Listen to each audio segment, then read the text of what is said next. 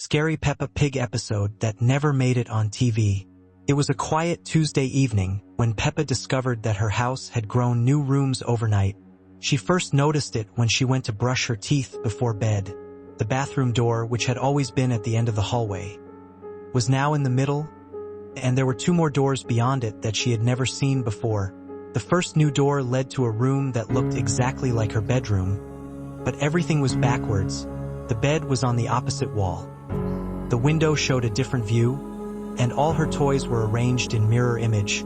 When she looked in the mirror in this backwards room, her reflection waved with the wrong hand. The second new door opened to a kitchen that was identical to theirs. But the family sitting at the table wasn't quite right. There was another mummy pig, but her orange dress was purple, another daddy pig, but his glasses were square instead of round, and another George, but he was holding a teddy bear instead of his dinosaur. Peppa tried to go back to her real bedroom, but now there were even more doors in the hallway. Each one led to another version of their house, with small differences that made her feel dizzy. In one house, the stairs went down instead of up. In another, the living room had a fireplace that didn't exist in her real home. The strangest part was that in each house, there was another version of her family. They all looked almost right, but something was always wrong. One daddy pig had no mustache. One mummy pig had short hair. One George was taller than he should be. And in every house, there was another Peppa, but she was always doing something different. As the night went on, Peppa found herself lost in the maze of identical but wrong houses. She would think she had found her way back to her real room, only to discover that the wallpaper was a different shade of pink, or that her bed had an extra pillow she didn't remember. The other families seemed unaware that anything was strange. They went about their evening routines as if their slightly wrong houses were perfectly normal, but Peppa noticed that they all moved in the same patterns, at the same times, like actors following a script they had memorized. When she tried to speak to one of the other mummy pigs, the woman looked at her with confusion, as if Peppa was the one who didn't belong. The other Peppa in that house stared at her with eyes that were the same color but somehow different, like looking at herself in a funhouse mirror. By midnight, Peppa had counted 17 different versions of her house, each one almost perfect but wrong in its own way. She began to worry that she might never find her real home again, or worse, that she might forget which differences were real and which were the mistakes. The episode ended with Peppa sitting in what she hoped was her real bedroom, but she couldn't be sure anymore. The room looked right, but so had all the others at first glance. As she closed her eyes to sleep, she could hear the sounds of all the other families in all the other houses, living their almost right lives just beyond the walls. And she wondered if she was the real Peppa, or just another copy in someone else's wrong house. Scary Peppa Pig episode that never made it on TV. Peppa's playroom had always been her favorite place in the house, filled with colorful toys and games that brought her joy. But tonight, as she entered to retrieve a forgotten book, the room felt different. All of her toys were arranged in a perfect circle in the center of the room, facing inward as if they were having a meeting. The toy telephone was off its hook, emitting a soft dial tone that filled the room with an eerie hum. Her stuffed animals sat upright with their button eyes all turned toward the same spot, the empty space in the center of their circle. As Peppa watched, the toys began to move closer together, tightening their circle with small, jerky movements. The toy piano began to play a melody by itself, its keys depressing with invisible fingers, creating a tune that sounded almost familiar but wrong, like a lullaby played backwards. Her building blocks started to stack themselves into towers that defied gravity, balancing in impossible configurations that should have fallen but didn't. The jack-in-the-box began to turn its handle slowly, the tinny music playing at half speed, creating an ominous countdown to something terrible. Peppa tried to leave the room, but the door slammed shut behind her with a force that shook the walls. The toys all turned to look at her simultaneously, their painted faces seeming more alive than they had any right to be. The stuffed animals' button eyes began to glow with a soft, sickly light, and their stitched mouths appeared to move as if they were trying to speak. The jack-in-the-box finally popped open, but instead of the usual clown, A tiny figure that looked exactly like Peppa emerged, its face twisted into an expression of pure terror. The toy Peppa pointed at the real Peppa and opened its mouth in a silent scream, and all the other toys began to move toward her, their movements becoming more fluid and lifelike with each step. The room filled with the sound of mechanical laughter, growing louder and more distorted until it became a cacophony of madness that seemed to come from the toys themselves. Scary Peppa Pig episode that never made it on TV. Peppa came downstairs for dinner to find her family already seated at the dining room table. But something was terribly wrong. They were all sitting perfectly still, their hands folded in their laps, staring straight ahead with blank expressions. The table was set for dinner, but the plates contained food that Peppa didn't recognize, dark, shapeless masses that seemed to move slightly when she wasn't looking directly at them. Mummy Pig, Daddy Pig, and George all turned to look at her simultaneously, their movements perfectly synchronized like clockwork dolls. Their smiles were too wide, stretching across their faces in ways that looked painful, and their eyes were completely black, reflecting no light at all. "Sit down, Peppa," they said in unison, their voices flat and emotionless. "It's time for dinner." Peppa approached the table cautiously and saw that her chair was the only one without the strange, moving food. Instead, her plate held what looked like a normal meal, but as she got closer, she realized the food was arranged to spell out words, "Join US." The family continued to stare at her with those horrible smiles, waiting for her to sit down. When she hesitated, they all tilted their heads to the side at exactly the same angle, the movement creating a soft clicking sound like breaking bones. "Sit down, Peppa," they repeated, and this time their voices echoed strangely, as if coming from far away. Peppa noticed that the dining room seemed larger than usual, the walls stretching away into darkness beyond the reach of the overhead light. The family began to eat their strange food with mechanical movements, never breaking eye contact with her, never blinking. As they ate, their smiles grew even wider, and Peppa could see that their teeth had become sharp and pointed. The food on her plate began to rearrange itself, the letters changing to spell out new words. "Stay forever." Scary Peppa Pig episode that never made it on TV. Peppa always brushed her teeth before bed, but tonight something was different about the bathroom mirror. Her reflection seemed to lag behind her movements, creating a disorienting effect that made her feel dizzy. When she raised her toothbrush, her reflection waited a full second before doing the same. When she smiled, her reflection frowned. When she waved, her reflection turned away. Peppa tried to ignore it and continue brushing her teeth, but the reflection began to act independently, brushing its teeth with movements that didn't match her own. The reflection Peppa opened her mouth wide, revealing teeth that were too sharp and too numerous, filling her mouth like a shark's. Real Peppa dropped her toothbrush in shock, but reflection Peppa continued brushing with mechanical precision. The reflection began to mouth words that Peppa couldn't hear, its lips moving urgently as if trying to warn her about something.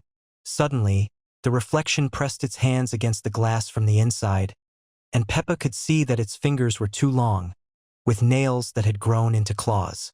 The reflection began to push harder against the mirror, and cracks started to appear in the glass, spreading outward from where its hands pressed.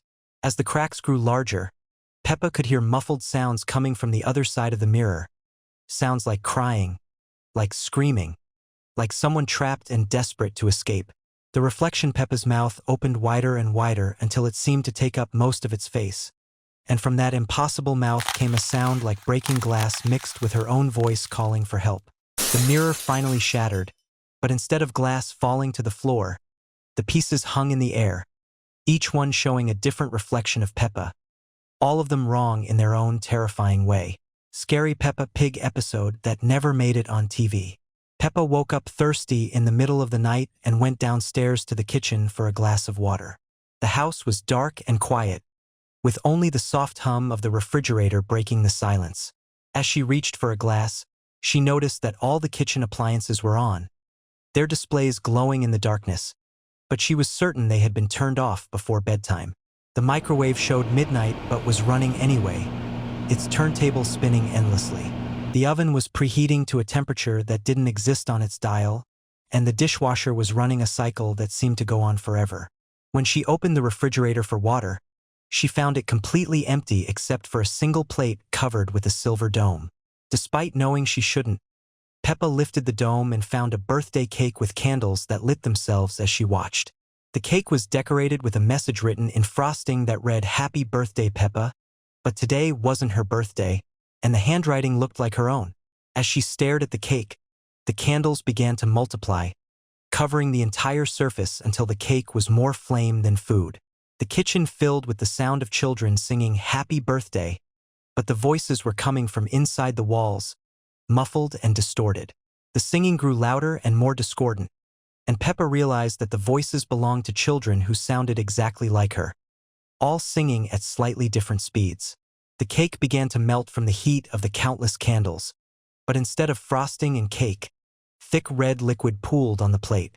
The singing stopped abruptly, and in the sudden silence, Peppa heard her own voice whisper from behind her, "Make a wish." Scary Peppa Pig episode that never made it on TV. Peppa had lived in her house her entire life, but she had never noticed the small door under the stairs until today. It was painted the same yellow as the walls, almost invisible unless you knew where to look. The door was barely tall enough for her to crawl through, and it had no handle, just a small keyhole. When she asked Mummy Pig about it, her mother's face went pale and she quickly changed the subject. Daddy Pig pretended he couldn't see the door at all, walking right past it as if it didn't exist. That night, Peppa heard scratching sounds coming from behind the door, like tiny claws against wood. She crept downstairs and pressed her ear against the door, hearing what sounded like children playing. But their laughter was wrong, too high, too sharp, lasting too long. The next morning, she found a small brass key on her pillow, old and tarnished, that fit perfectly into the door's keyhole. Against her better judgment, Peppa turned the key and heard the lock click open. The door swung inward on silent hinges, revealing a narrow tunnel that seemed to stretch on forever into darkness. Cool air flowed out, carrying the scent of earth and something else, something sweet and rotten. As she peered into the tunnel, she heard her own voice calling from deep within the darkness. But the voice was singing a song she didn't remember learning. The voice grew closer, and Peppa realized with terror that something wearing her voice was crawling up through the tunnel toward her. She slammed the door shut and turned the key, but she could still hear her own voice on the other side, now pleading to be let out. The visitor from the wall. When it was raining outside, Peppa and George were playing in their room. Everything was as usual: blocks, toys, laughter. But then Peppa noticed something strange. A crack in the wall right next to her bed seemed bigger than before, and inside it, there was something that looked like a face. At first, she thought she was imagining it. Maybe it was just a drop of water running down the wall. But when she looked again, eyes, narrow, dark, motionless, and a mouth stretched into a long, thin smile. Peppa blinked, and the face was gone. She didn't say anything to George. She just turned away and went to sleep, telling herself it was only her imagination. But the next night, she saw it again.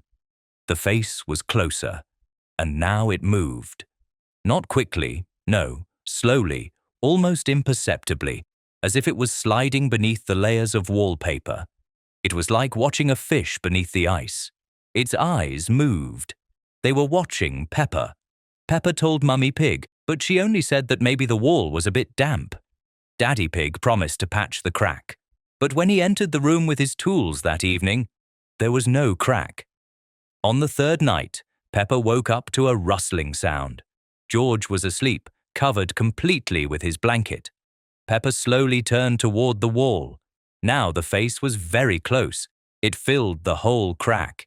And then it came out. First came a hand, grey, thin, with long fingers like it was made of paper.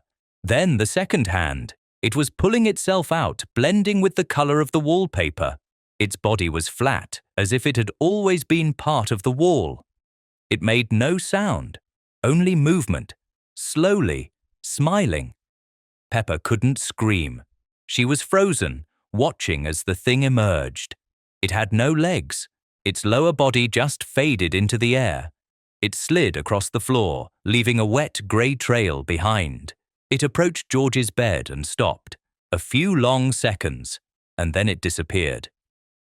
When the parents came in the morning, Peppa was sitting on her bed staring at the wall. George was asleep, but he never woke up again. The doctors couldn't explain it. They said his heart just stopped. Since then, Peppa no longer sleeps in that room. The wall was painted over, new wallpaper was put up. But sometimes, if you look closely at the pattern, you can see it shifting, as if something is moving underneath, and if you stare long enough, it smiles again. The scary Peppa Pig episode that never aired. It was bedtime, but Peppa couldn't sleep. Strange sounds came from downstairs. At first, it seemed like her family was still awake, talking quietly. But when she listened carefully, the voices didn't sound right. Peppa tiptoed downstairs and peeked into the living room. Her family was there, standing motionless in a circle, facing each other. They weren't talking, but she could still hear voices. The same voices, but coming from somewhere else, as if delayed. Mummy Pig, Daddy Pig, and George stood with eyes closed, mouths moving silently. The real voices seemed to come from the walls, the ceiling, everywhere except from the people themselves. The voices had a normal family conversation about tomorrow's plans, but the words felt empty. Peppa crept back to her room, but the strange sounds continued. Now she heard footsteps walking through the house, but when she looked out the window, her family was still standing in the same circle. The footsteps repeated the same path over and over, kitchen to living room, up the stairs, down the hallway, and back. The footsteps stopped outside her bedroom door. Peppa held her breath. Someone was breathing behind the door, but too quietly to be any family member. The breathing was slow and patient, as if whoever it was had all the time in the world. Peppa whispered, "Mummy." No answer. She tried Daddy, then George, but the breathing continued, steady and calm. Finally, she asked, "Who are you?" The breathing stopped completely. The silence was more terrifying than the sounds. When morning came, Peppa found her family having breakfast as if nothing happened. They laughed and talked as usual, but their voices sounded exactly like those from behind the walls. When she asked about the previous evening, they looked confused and said they'd gone to bed early. Throughout the day, Peppa heard the same footsteps, always invisible, always following the same path. Sometimes she'd turn a corner expecting to see someone, but the hallway was empty. The footsteps had become part of the house itself, a sound that never stopped. That night, Peppa realized the footsteps didn't match her family's routine. They followed a pattern established long ago, before she was born, when someone else lived in this house. Someone who was still walking through the rooms, still going about their daily life, completely unaware that anyone else was there.